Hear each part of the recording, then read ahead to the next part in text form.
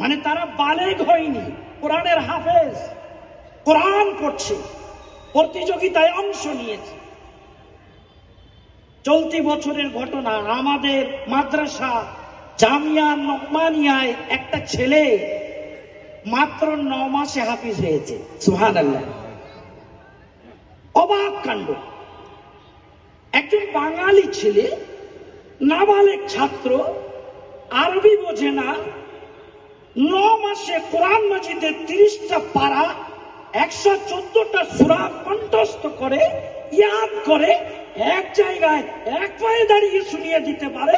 কোরআন মাজিদের এর থেকে আর বড় মুজিজা কি হতে পারে? ওয়ালাকাদ ইয়াসসারনাল কুরআনা লিযিকর, আমি কোরআনকে ইয়াদ করার জন্য, মুখস্থ করার জন্য, হেফজ করার জন্য সহজ করে দিয়েছি। ফাহাল মিন